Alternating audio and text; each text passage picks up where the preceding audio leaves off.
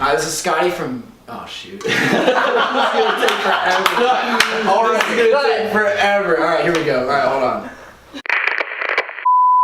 This is Scotty from Eat Sleep Rock Nashville, here with the Blam Blams. We got Brad, we got Rob, and we're here to talk about their EP release show coming up on February 11th at the Basement. So, alright, so the Blam Blams, where'd you guys get this name, the Blam Blams? Where's this come from? Brad?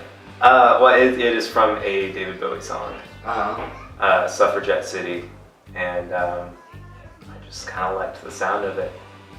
I think it refers to a pretty woman. I think it's sort of the... She's a total blam blam. Blam Blam. Yeah. Cool. Now, how would you get... So, David Bowie, you say, what are some of your other inspirations musically?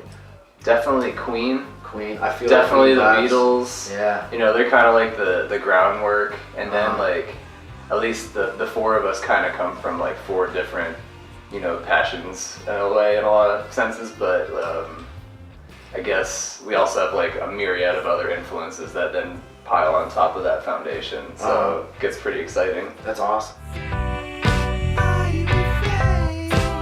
So how'd y'all meet? So I know there's four of you. There's Christian, and who else? The guitar player? David. Okay. So how'd you all meet and get connected here in Nashville? Pretty much through Cafe Coco. They Oh, had no way. Tuesdays and Thursdays singer-songwriter night. And Rob used to work there and would play bass, jump up and play bass with people, and Literally just kind of jump sometimes. Yeah, just feeling out songs that you had never heard before, and he just killed it. And I was like, okay, this guy's in my band if I ever form it. And then David got up there and played some beautiful song on guitar, and I just kind of made mental notes. And then later reached out to you guys, and then Christian grew up with David in Massachusetts, so he was kind of brought on board through David. That's cool. Heck yeah. So we were... That's like Cafe Coco is kind of bringing people together. It's Yeah. kind of out over there. That writers' night was Very nice magical. Community. Yeah, I've done a lot of songwriters' nights there. It's kind of nice. All right, coming back to the show on February 11th. So who are you guys playing with? Where's it at? The Basement, right? Yes, at Basement on February 11th, we're playing with Jossie, who's an amazing, very kind of Bowie-influenced rock and roll guy, and then Anana Kay, who's amazing, also pretty Bowie-influenced, I would say. Yeah, it seems like a good fit. I've seen those two bands, Jossie and Anana Kay, and they're both great. We all have a similar vein. We kind of float along. You know? The lineup is really great. It's kind of like a glam rock kind of thing going on, so it's really cool. Is there to be a theatrics expected for your show? Like how can you guys describe your show? I think there will definitely be some theatrics if we do our job right.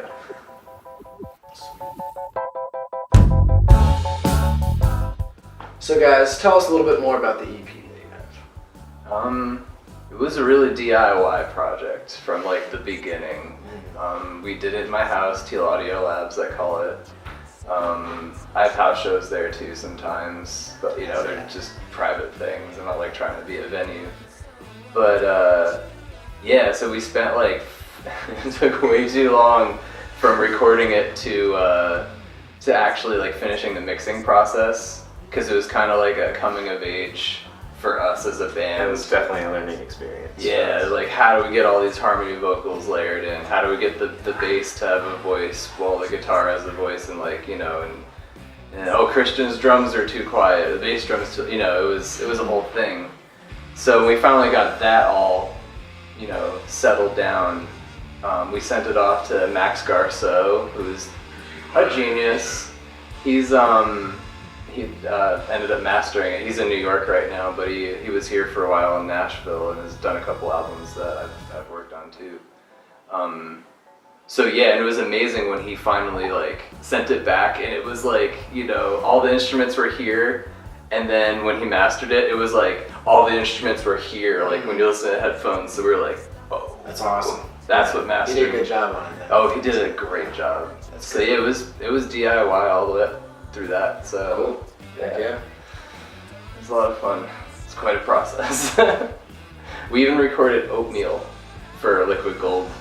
and then slowed it down and played it backwards at some points to make it sound like you're in like a volcano or foundry full of molten metal. I think there was some smoothie in there too, wasn't there? There was some. Did you mix a smoothie and mix it with the oatmeal? I wasn't there for this. Mixing the smoothie didn't end up being a good take, but the butter was a good take for the butter. The sizzles, you know, like I guess when the bubble of metal pops up and it's like, you know, kind of like, I've never been to a foundry, I don't know, we were just using our imaginations. Yeah. EP, where can your fans find your music out there once it's released February 11th? All over everywhere these days. You know, Spotify's, 2019. all the iTunes, you know? all that good stuff, Bandcamp. All the Spotify tunes. Yeah. Cool. You guys have like merch for sale? You guys just gave me this cool CD they got. It's pretty trippy. Is it a title? Is there a title on it, or is it just the Blam Blams? It's mainly just a self-title. We've kind of been calling it our Roll-On EP, which is Roll the On, first song on it. Liquid Gold, and A Pretty Face. Yeah, those are the Okay. 3 tracks on there. Sweet. Heck yeah. Alright, so February 11th, come out to the basement to check out the Blam Blams, and they're releasing their EP. And they're going to play with Jossie and Nana K. Eat Sleep Rock is sponsoring the night. It's going to be a great night. We're all going to be there. We hope to see you all there February 11th at the basement. Peace.